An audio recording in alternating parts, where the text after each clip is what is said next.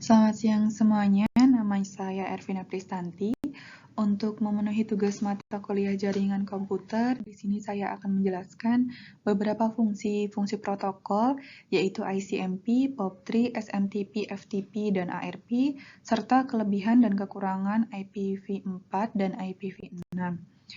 Protokol sendiri merupakan sebuah sistem yang akan mengatur proses pertukaran data antar komputer dan jaringan, memungkinkan adanya hubungan komunikasi serta perpindahan data. Protokol berfungsi sebagai media perantara yang menghubungkan pengirim dengan penerima.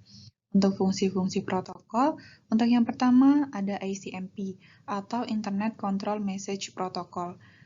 Berfungsi untuk memberitahukan koneksi ke user apakah koneksi sampai ke server atau ke komputer lain. Dapat mengetahui adanya kemungkinan balasan dari komputer yang kita tuju.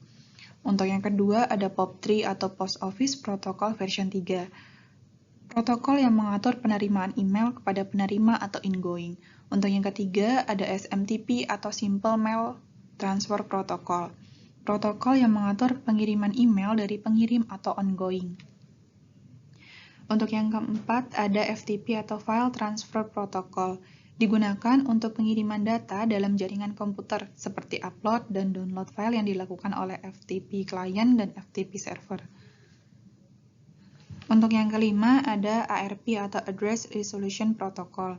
Digunakan untuk meningkatkan keamanan. Memasukkan ARP statis secara manual dengan membatasi akses ke router dan jaringan di belakang router yang hanya untuk IP address atau MAC address dengan kombinasi.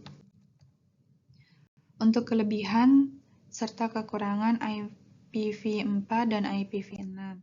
Untuk kelebihan IPv4, tidak mensyaratkan ukuran paket data pada link layer dan harus bisa menyusun kembali paket berukuran 576 byte.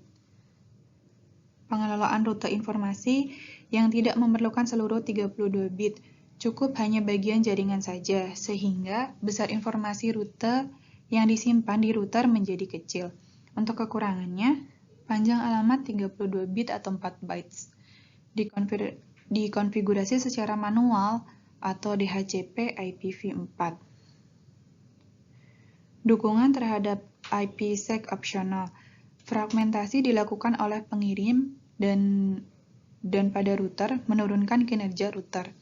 IPv4 yang hanya memiliki jumlah 32 bit, jumlah total alamat yang dapat dicapainya hanya sekitar 4 miliar atau 4294.967.296 alamat.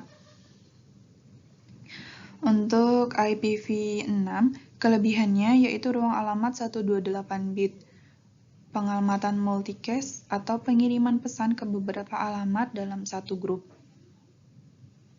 Stateless Address Auto Configuration dapat membuat alamat sendiri tanpa bantuan DHCP v6. Keamanan lebih bagus dengan adanya default security IPsec. Pengiriman paket lebih sederhana dan efisien. Dukungan mobilitas dengan adanya mobile IPv6.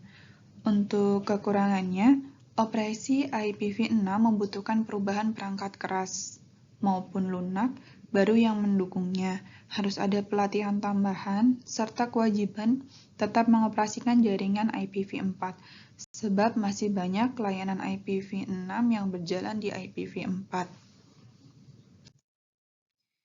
Demikian penjelasan singkat dari saya, semoga dapat menambah ilmunya. Terima kasih sebelumnya, selamat siang.